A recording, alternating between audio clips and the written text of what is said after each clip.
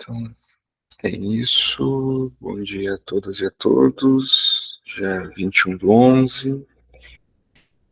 E vamos dar continuidade. A gente está no capítulo 7, trabalhando o tópico plano projetivo. Se vocês tiverem alguma questão, antes da gente começar, ou se quiserem, é momento, falar alguma coisa, né? Um comentário, uma pergunta, ou retomar alguma parte do texto, é só falar. Então a gente parou aqui nesse, é, nessa citação, que está com a referência de número 16. Vou ler o parágrafo anterior. Então, aqui, no âmbito da psicanálise, a extração do objeto A implica. Acho que aqui, a nível de apresentação, eu vou fazer assim, porque às vezes fica mais fácil de visualizar. Depois eu volto para como está no texto mesmo. Então, o que implica a extração do objeto A? Né? Dentro da estruturação simbólica, a introdução de um elemento abstrato que não coincide com nenhum objeto real. Então, ou seja, né, voltando àquela questão do que é intuitivo, o que não é intuitivo, né, e a perda de um ponto real em razão dessa manobra.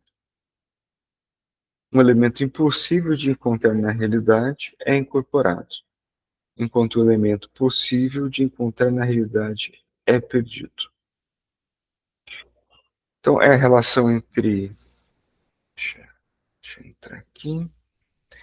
É a relação entre essas duas manobras que produz uma certa lógica, da qual surge uma imaginarização possível. Mas é importante lembrar que essa imaginarização, por exemplo, a neurótica, não resulta na estrutura intuitiva do mundo, mas sim da estrutura intuitiva do mundo humano, desde que a ele tenha sido acrescentado um elemento abstrato e perdido outro real. Então, reparem que primeiro ele vai falando das implicações da extração do objeto A e algumas condições, né? Que quando se introduz esse elemento simbólico, né, que não corresponde a nenhum elemento real do mundo, mas sim a do mundo humano, então se perde um elemento real e se adiciona um elemento abstrato.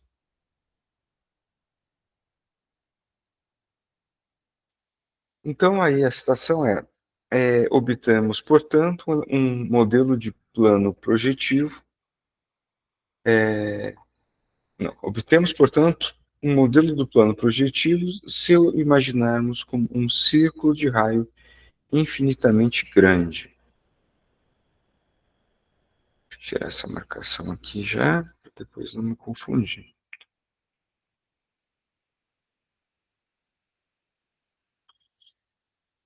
Se o ponto questão é do infinito, a medida do raio deve ser infinitamente grande.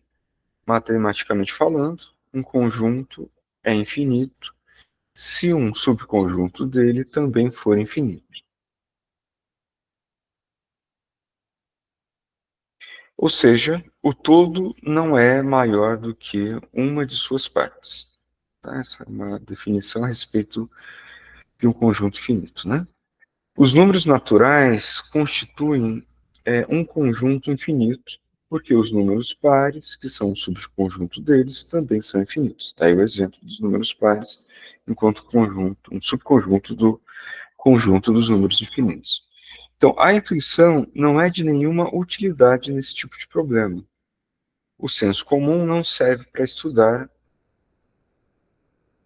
aqui é um O, não serve para estudar o enquadre da realidade nem para compreender sua distorção.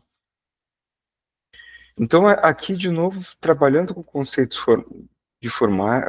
da formalização, da lógica, como que isso não tenha nada a ver com aquilo que a gente pode localizar naquilo que a gente vai chamar de realidade, né? E que, na verdade, é uma introdução. Né? E a partir do momento que se introduz algo a nível abstrato e simbólico, vai se perder algo, consequentemente, que é do mundo dito real. Né? Eu não estou chamando de real aqui nesse sentido o lacaniano.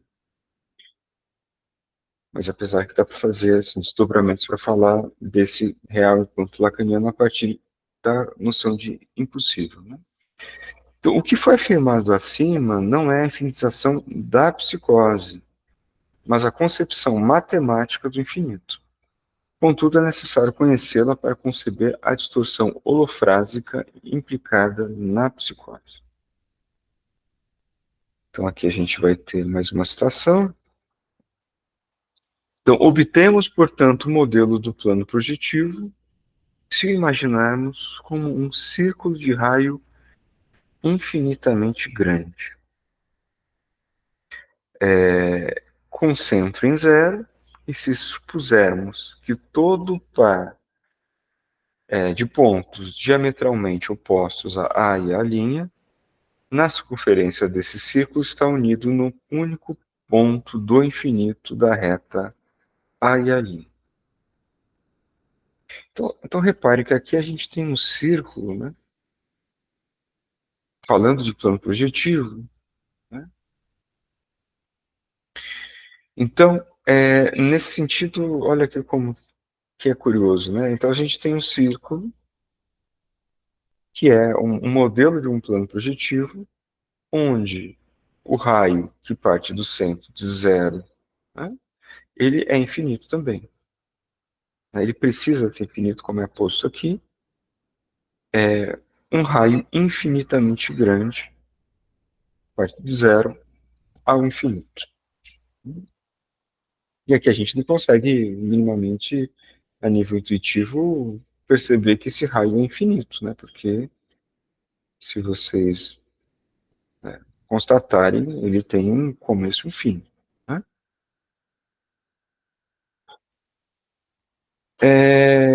A questão aqui posta nesse modelo do plano projetivo é como que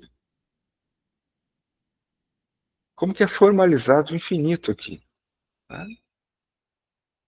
Então, repare, a gente tem um círculo, né? A gente tem aqui um modelo projetivo, a gente tem um círculo, o raio, né? O raio de um círculo é sempre do centro até a sua extremidade, né? E aqui a gente está falando que a gente tem uma reta, né, de uma reta infinita aqui. Mas daí a gente poderia olhar e falar, mas calma, isso aqui não é infinito, né? Isso aqui tem até para medir, né? Se a gente fosse pensar assim. Mas a questão não é essa, porque a representação do infinito aqui não se dá dessa natureza, mas sim a partir dessa relação entre A e A'. Né? Então, os opostos A e A', na circunferência desse círculo, está unido no ponto único do infinito da reta A e A'. Então, fazendo com que isso se torne infinito, né? Essa condição onde se circula de um ponto a linha, tendo a representação de infinito. Então, de novo, né, é necessário ler o que é infinito aqui a partir de uma lógica, né, e não a partir de uma constatação intuitiva. Então, aqui, o fechamento da superfície ocorre, então, pelo complemento de toda a reta por meio do ponto no infinito. Se A e A' têm o mesmo ponto no infinito, B e B' também têm. O fechamento ocorre com uma inversão do sentido dos pontos que se completam com um ponto no infinito, conforme é representado nos seguintes exemplos. Né? Temos um plano projetivo, né? Essas duas retas infinitas de A e A', inversão do sentido, daí a gente pode ter outras retas colocadas, né? Representação do fechamento. Então, o fechamento da reta A e a linha equivalem a afirmar que, na realidade, Se esta possui a estrutura de um plano projetivo, o sujeito tem diante de si o ponto de fuga no infinito, onde convergem as paralelas, mas sem esquecer que esse ponto infinito está também atrás de si. A dificuldade de imaginar o que foi afirmado reside no fato de que o ponto no infinito à frente do sujeito é o mesmo que o ponto no infinito atrás dele, e que, na realidade, o horizonte é o conjunto dos pontos no infinito que constituem a reta no infinito. Então, é interessante porque quando se fecha, né, o plano projetivo, ele se fecha num círculo exatamente para a construção de uma reta no infinito, né? E ao mesmo tempo que aquilo que a reta, o horizonte que apresenta, né, o ponto de fuga, no caso, né, ao infinito, também é o mesmo que está tanto à frente quanto atrás. Então, aqui a gente vai ter que o Lacan vai tentar apresentar enquanto isso, né, enquanto uma formalização disso, uma representação. Então, Lacan no seminário 11,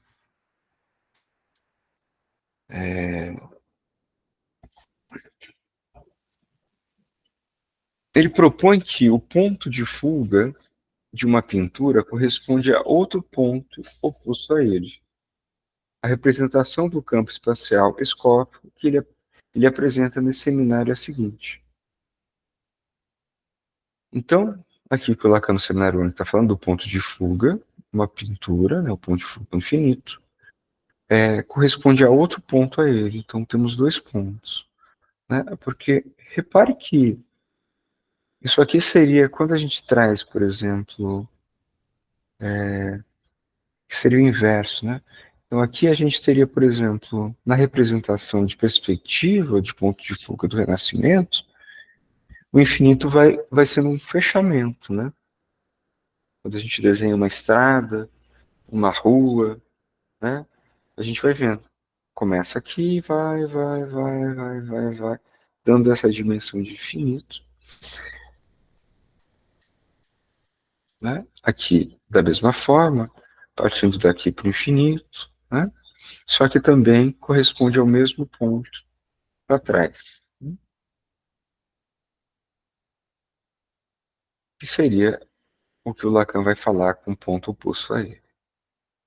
Então, aqui trata-se de dois pontos, os localizados no meio dos lados verticais de ambos os triângulos, onde ocorre o encontro com o vértice do outro triângulo, que representa a articulação entre o objeto dado a V em sua condição de ponto luminoso e o ponto de onde se olha, o que é o quadro ao mesmo tempo.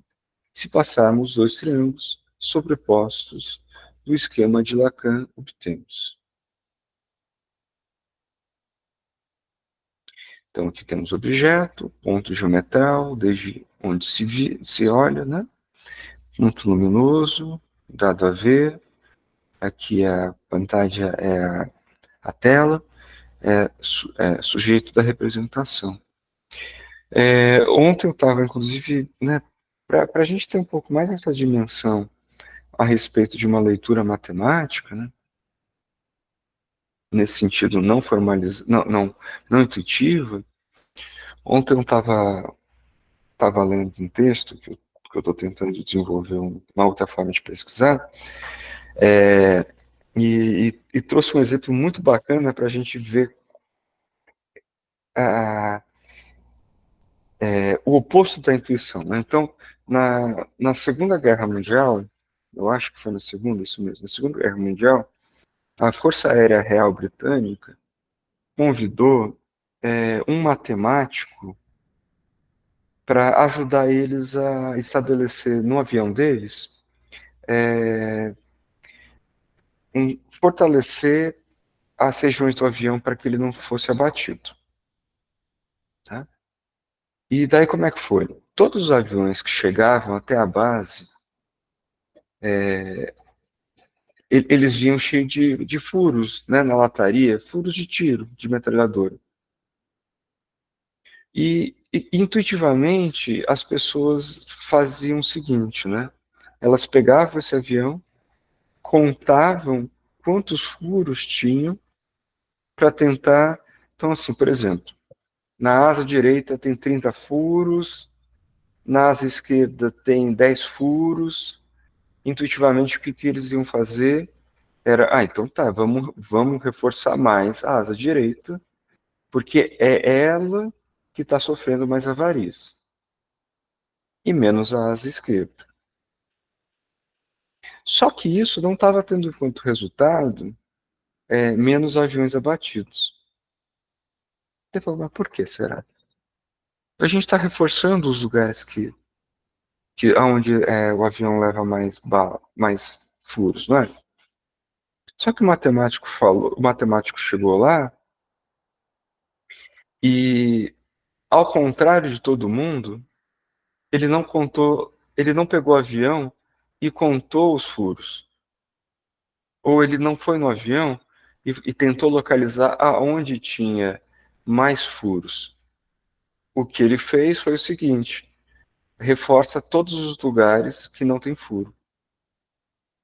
Daí as pessoas, por quê? Porque vocês não estão levando em consideração os aviões que não chegam, mas sim só os que chegam. Quer dizer que esses furos onde tem mais não são tão importantes, fazem o avião chegar. A gente não está levando em consideração aonde não tem furo e que possivelmente os aviões que foram abatidos e caíram levaram exatamente nessa região. Então repara que é contra-intuitivo, né? O que é muito interessante, né? Exatamente, pô, realmente daí faz sentido agora. Porque o avião está chegando e onde tem muito furo, realmente não tem problema, tá chegando, né? E exatamente o que acontece é que esses aviões chegaram porque não levaram tiro, por exemplo, no tanque de combustível. É onde que deveria ser reforçado, né? Então, são os pontos onde deve ser, exatamente onde ele não está chegando, né?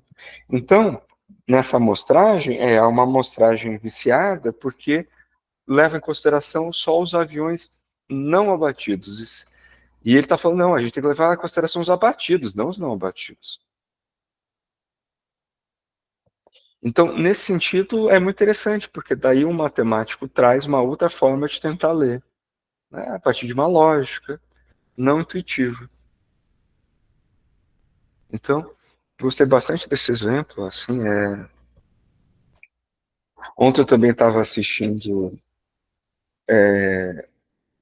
um, um seriado que é antigo até, que chama Mindhunter, Caçadores de Mente, né?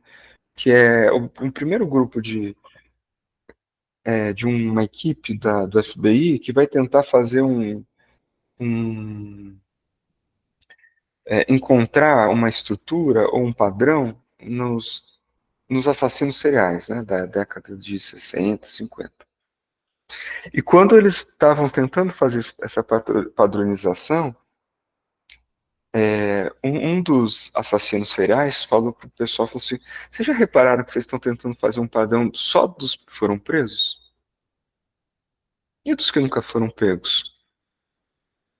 Vocês estão tentando evitar só os que fracassaram, né? Mas os que têm sucesso, vocês não estão levando em consideração. Porque um desses que foi preso, ele falou assim, eu só fui preso porque eu quis, porque eu já estava cansado de não ser pego. Eu me entreguei. E vocês não estão levando em consideração tudo que eu fiz que não foi pego, que vocês não conseguiram captar. É exatamente a mesma lógica do avião, né? Então, nesse sentido, é importante a gente pensar, assim também quando a gente faz uma análise lógica, como o Frege utilizou, né, que é da lógica matemática de uma frase, geralmente a gente vai ler a frase a partir de uma lógica intuitiva, né? Já buscando o sentido, né? E, por exemplo, tem uma frase muito interessante que ele fala assim, né? O rei da França é calvo. Então, qual que é a lógica que a gente pode obter disso? É que se o rei da França é calvo, né? Então, para ser rei da França, tem que ser calvo. Quem não é calvo não pode ser rei da França. Né? Só que daí o Freire fala assim, tá, mas vocês não estão percebendo. O sentido também é, na França não existe rei.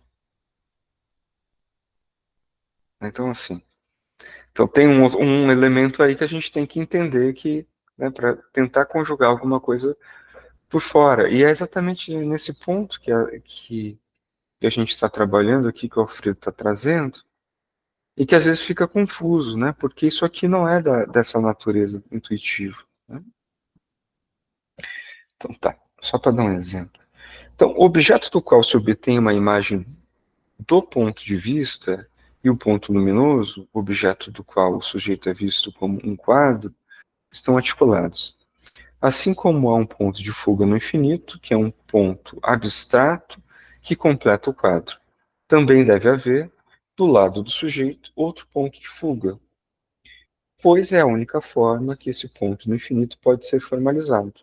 No plano projetivo, os pontos A e A' podem ser articulados aos dois pontos do esquema do triângulo sobreposto de Lacan. Essa dupla localização do ponto pode ser pensada para apoiar a compreensão como a mancha pigmentária dada a ver e que captura o olhar, mas que, podendo ser sensível à luz, funciona nesse caso como um olho. O que captura o olhar, uma mancha, funciona como um olho, já que se altera pela luz. Existe algo que capture mais o olhar do que os olhos? Sendo assim, os olhos não são, ao mesmo tempo, o dado a ver e o que olha.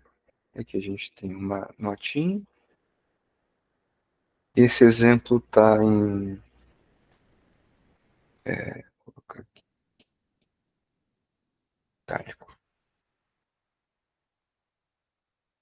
É um livro que está em espanhol, que eu não fui atrás, tem em português. Agora, continuando com o texto matemático, a circunferência do nosso círculo se torna, então, a reta, a reta do infinito.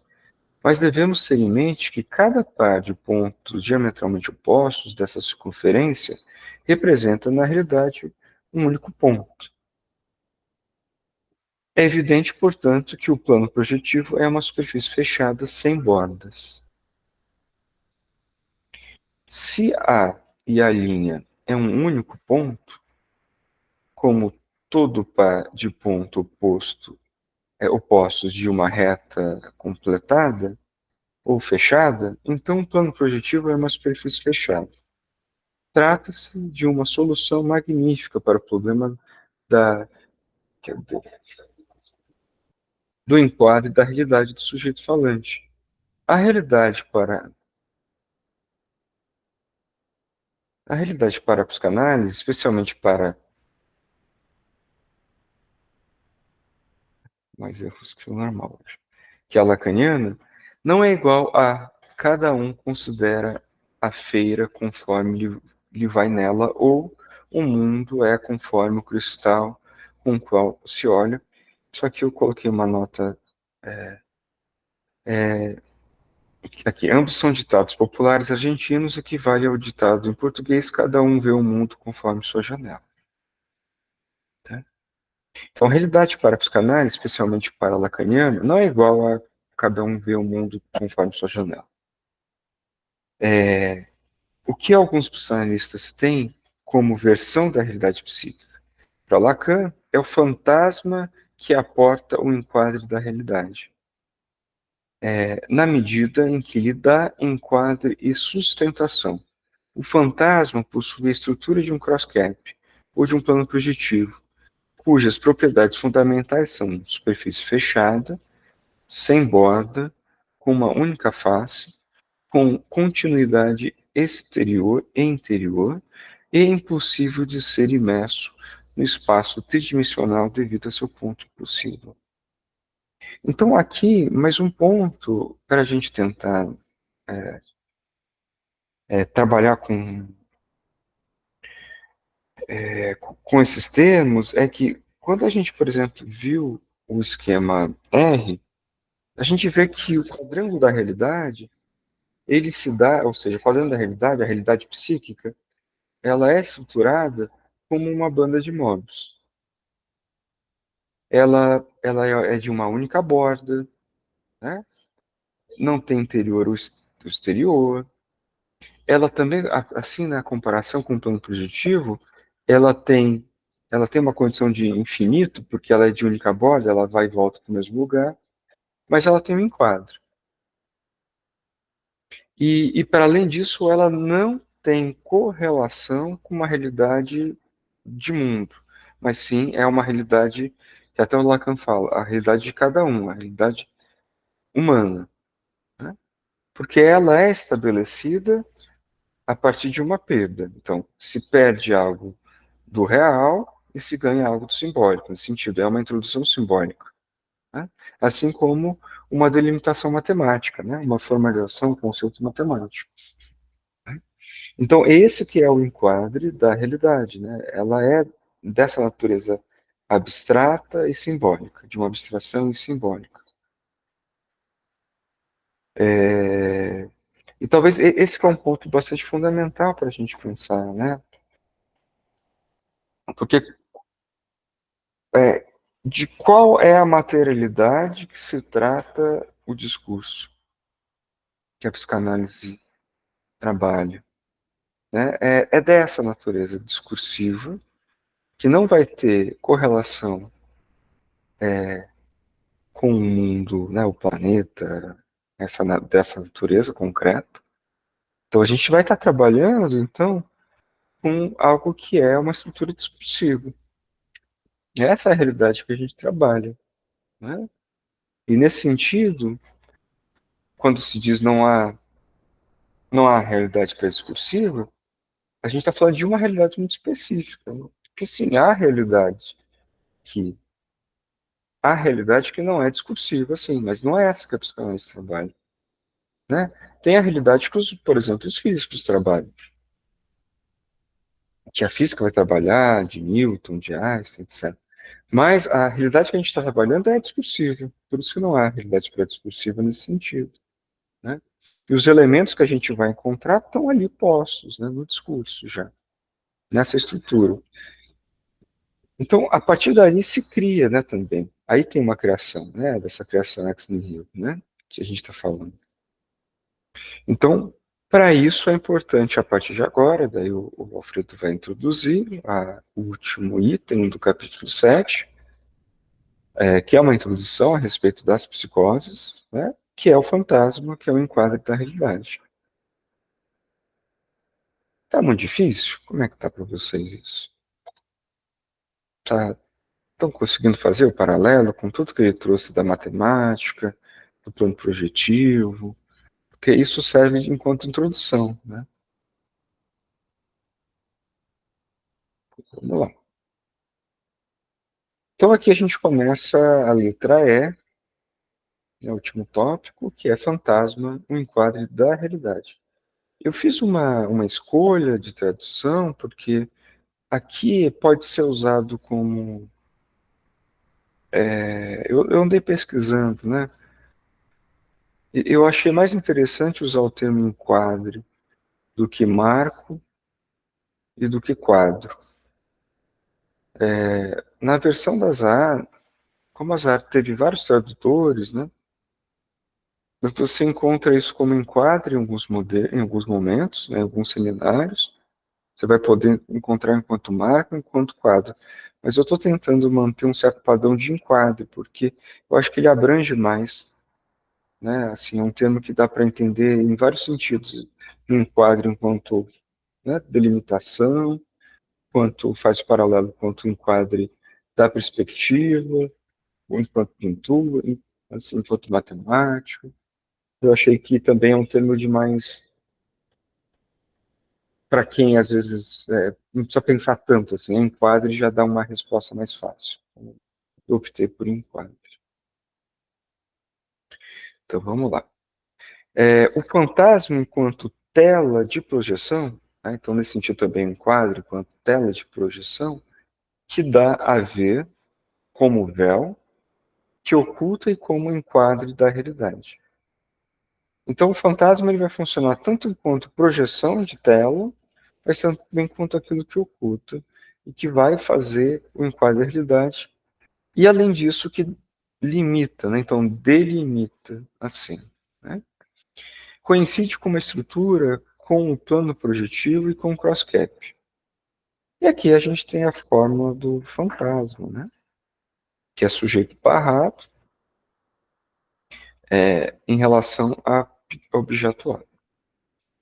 Nesse caso, deve ser lido como o sujeito barrado, separado ou cortado, aqui então a gente tem aqui, do objeto A.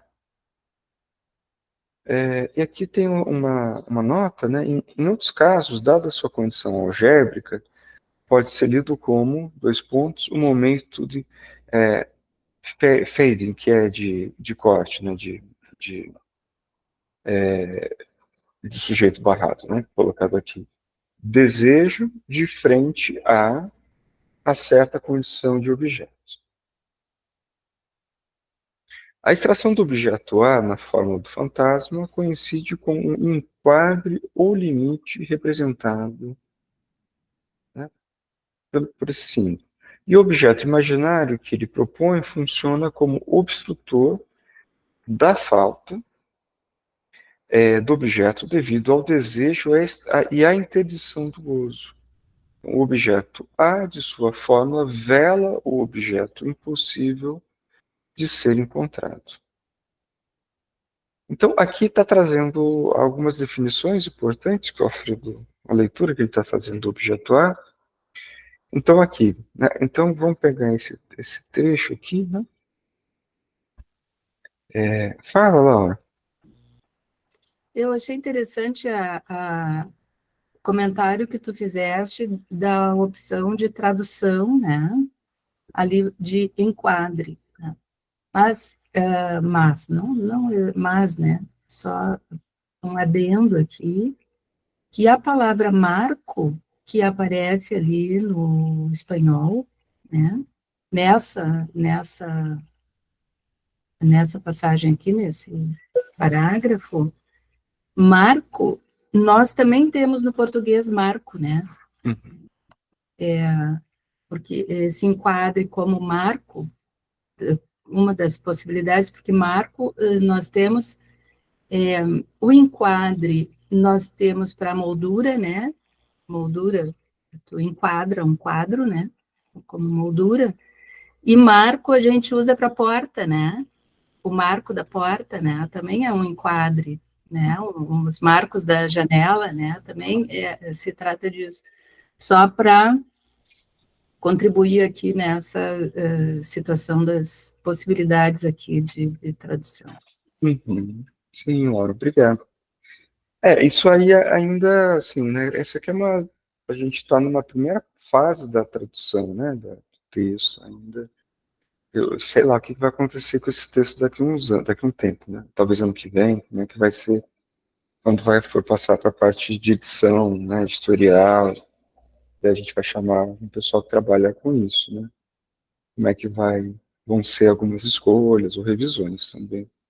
Mas, de fato, as opções são muito grandes, né? Então, assim, foi uma escolha, né? Eu, como o tradutor principal aqui desse texto, né, estou fazendo isso, essa escolha, e tentando manter um padrão, né, de a partir, então, de agora até o volume 2 fazer essa escolha de enquadro. Até para poder mudar depois, se quiser, é mais fácil. A gente coloca lá para localizar, se quiser, opa, vamos trocar tudo, a gente consegue mapear o texto todo. Né? Mas essa é também uma das funções assim da tradução que é bem difícil, né? Que é como a gente está tentando prever um futuro uso de textos que ainda não traduzi, né? Por exemplo, eu não cheguei na tradução de outros do volume 2, então como é que isso vai ficar? Ou, por exemplo, quando eu me deparo com uma variação de tradução do espanhol para o português e do francês, e fica assim, caramba, qual que eu vou escolher aqui? E às vezes eu não acho o Alfredo trabalhando ainda com essa tradução específica. E eu não sei se mais para frente ele vai trabalhar e eu vou ter que voltar para o texto para trás para revisar isso. Fala, Alexandre. É interessante esse comentário da Laura, justamente para lembrar a dificuldade da tradução, porque acho que, até coloquei aqui rápido no Google, né? Uma das traduções de marco é quadro, pelo Google, né? Pelo menos. Mas, assim, é interessante também que o termo marco, né? Talvez em português isso seria algo mais delicado, porque no senso comum a gente associa mais a acontecimento também, que talvez já é um pouco mais diferente da proposta, né, ligado ao fantasma, né? É, porque o marco, né? O marco de tal evento, né? Pode. Tem esse. Lembrando, né, justamente porque se a gente vai pensar em algumas questões ligadas a algumas leituras lacanianas, por exemplo, a travessia da fantasia ou do fantasma, né? Aí você poderia usar também, pensar algo ligado ao marco, né? Atravessar esse ponto em si, de certa maneira. Uhum, sim. Inclusive, esse foi um certo dilema, né? Posto aos tradutores do último seminário, que foi traduzido, né? Se eu colocar fantasia ou fantasma, mas é porque, de alguma forma, a escolha editorial, ela foi a partir não da tradução, não sei se vocês sabem disso, né? Não foi exatamente pela tradução, mas sim o que vem sendo usado no Brasil já, pelos lacanianos. Então, como está sendo corrente usar fantasma, vamos usar isso. Foi nesse sentido, né? E é complicado, porque até o Pedro Travares, né, ele vai fazer uma leitura diferente, fala, olha, não faz muito sentido, em francês faz, mas em português. Enfim, daí tem essas questões, esses desdobramentos da tradução, né? Então, Claro, mas a palavra quadro, também para o português, na construção civil, por exemplo, o marco da porta, que não é a porta, também é o quadro da porta. E quando tu faz um enquadre, o quadro também é essa coisa desse recorte, né? Então, é essa poli, né? Essa equivocidade, né? Das palavras, né? E como nós vamos juntando elas ali para fazer a tradução também da direção de leitura, né? Isso eu acho que interessa, porque nesse parágrafo, por exemplo, se fala em tela de projeção. O que que a gente pensa como sendo a tela e o que que a gente pensa como sendo o enquadre ou o marco, né? Como é que a gente imaginariza, né, essa construção que ele está trazendo aqui, né? Uhum. sim, então, isso é um ponto, assim, muito interessante, que de uma reflexão que eu venho tendo a partir do trabalho de tradutor, que é o seguinte, né? A escolha, olha que interessante, né? Porque eu não sei em qual capítulo, o Alfredo, para falar do esquema Z, e daí eu peguei, ele usou uma citação em espanhol, questionando aonde estava o sujeito, né? Ele vai estar entre os elementos, né? De S até A maiúsculo.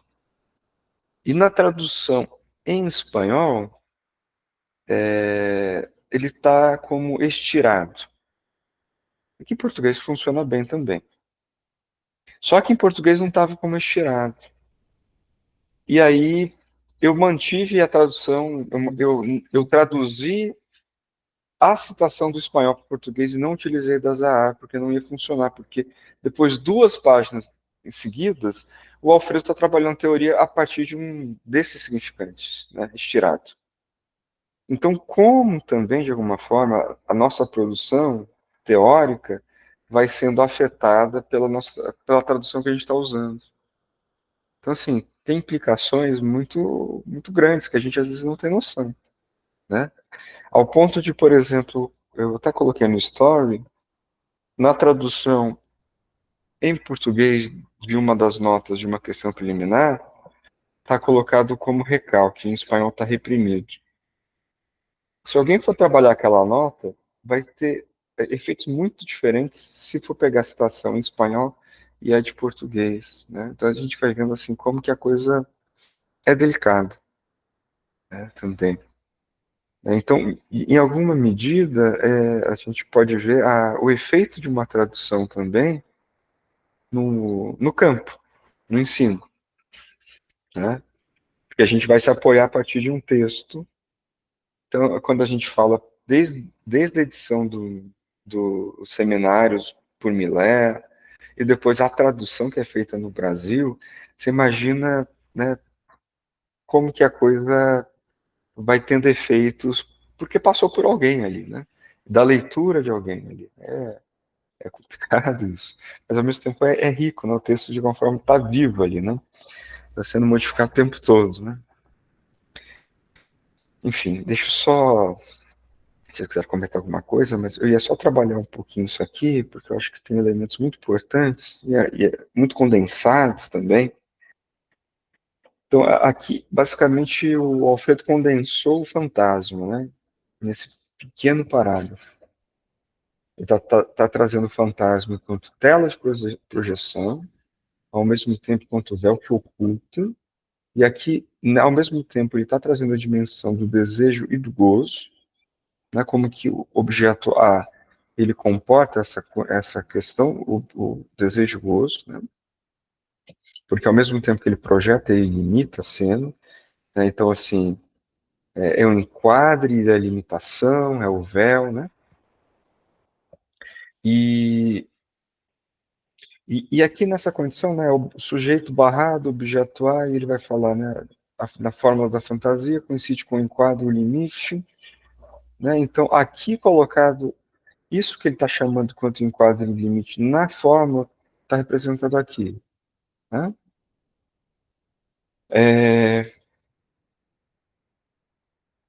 E o objeto imaginário que ele propõe funciona como obstrutor da falta do objeto devido ao desejo e à interdição do gozo, né?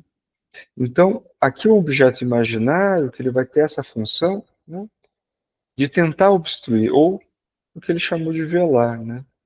Ele vai velar, vai como obstrutor da falta e do objeto devido ao desejo. Então, a falta vai obstruir a falta por causa do desejo, a interdição, o gozo, né? Então, o objeto A, de sua forma, vela o objeto impossível de ser encontrado, né? Então, que é a condição também que o objeto faça, né? O objeto A também, ele vai ter essa condição de velar o objeto impossível, né? A falta, né, no caso. Então, aqui é uma condensação e talvez seja interessante para, né, para quem tiver interesse, pegar esse parágrafo e deixar ele meio salvo ali, porque a gente é possível ir lendo o texto e retomando isso o tempo todo para entender esse, esse parágrafo, porque no final das contas a gente vai ver o desdobramento desse parágrafo daqui para frente, né? Então aqui torna-se necessário agora inferir a nota de rodapé adicionada por Lacan ao escrito sobre as psicoses, na qual ele explica a relação entre o esquema R e o fantasma, como eles operam no campo designado como do intervalo. E aqui que é a citação que eu falei, que são notas de rodapé. Aqui o Alfredo pegou as notas de rodapé de uma questão preliminar para trabalhar. E aqui que eu encontrei, aqui eu pus, ó, em espanhol vai estar reprimido, eu pus mantido recalcado, porque eu dei uma pesquisada melhor em francês, em geral, se traduz aqui no Brasil como recalcado, né? Mas a gente não vai dar continuidade, a gente vai trabalhar essas citações no próximo encontro, tá? Então, essas citações aqui é a tradução da Zahar, que eu fui fazendo comparação, peguei também Eu tenho os escritos em francês também, né? Daí eu posso comparar algumas coisas. E o único problema que eu encontrei aqui foi na tradução do conceito de ou recalcado reprimido e mantido recalcado, né? Mas até o momento o Alfredo não vai trabalhar com isso, então ele não vai dar tanta atenção a isso. Então, pessoal, era isso que deu para apresentar, é isso que deu para apresentar aqui hoje, né? Vocês quiserem comentar alguma coisa? Para aqui a apresentação.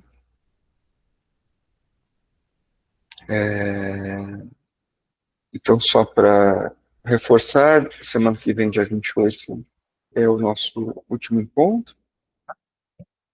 Fala, Alexandre. Provavelmente, pelo que eu estava vendo, o grupo não vai passar da metade do ano que vem, né? Depois você vai continuar traduzindo o volume 2, ou vai ter uma pausa, assim? Tu já chegou a pensar nisso? Não, eu vou continuar. Segue o baile. Não é. Esse trabalho aqui vai até o final. Aqui o grupo me ajuda, né, no movimento de traduzir, sabe? Então, é o que me força a traduzir. É bastante importante esse grupo aqui para mim, senão eu ia traduzir, mas o tempo ia ser mais longo. E aquele grupo do grafo, tu vai fazer ainda? Então. É questão de ter horário para conseguir me dedicar a isso. Esse que foi o problema. Eu queria bastante fazer ele e tal, mas esse ano foi tão corrido, assim, né? Para quem, não sei como é que é para vocês, assim, meu trabalho principal é o clínico, né? Consultório, então demanda muito da minha energia e às vezes sobra pouco tempo para. E como eu tô com e esse trabalho aqui me demanda também bastante tempo que eu não tenho, né? Então, às vezes surge alguma outra atividade, me chamam para falar em algum lugar, daí já sobra menos tempo ainda. Então, eu estou tentando ir naquilo que é o possível nesse momento, né? Como eu não vivo da academia, então não tem como eu me dedicar tanto. E também, como eu não vivo de tradução, fica nessa condição também de a gente vai caminhando aos poucos, né? Mas sim, é um desejo meu poder trabalhar o Grafos do Desejo, o livro do Alfredo, né? Então, não sei, talvez se eu conseguir me organizar melhor, né? E daí teria que ver como é que seria isso, talvez não em formato de grupo de leitura, né? Apesar que o grupo de leitura, ele tem uma característica que demora mais para concluir, e ao mesmo tempo eu acho muito rico ele ler linha por linha, sabe? Né? Mas não sei ainda, como é que seria isso, né? Porque daria muito bem para fazer um curso sobre o livro, né? Assim, basicamente trabalhar os conceitos gerais, né? Seria bastante fundamental, né? Mas por enquanto sem perspectiva de como que eu vou fazer isso ainda. Cada ano surgem novas coisas, novos interesses, daí esbarra nisso, né? Por enquanto eu tô nisso, tá? Mas quem sabe, né? Então é isso, pessoal. Obrigado pela participação, e até semana que vem. Tchau, tchau. Um abraço.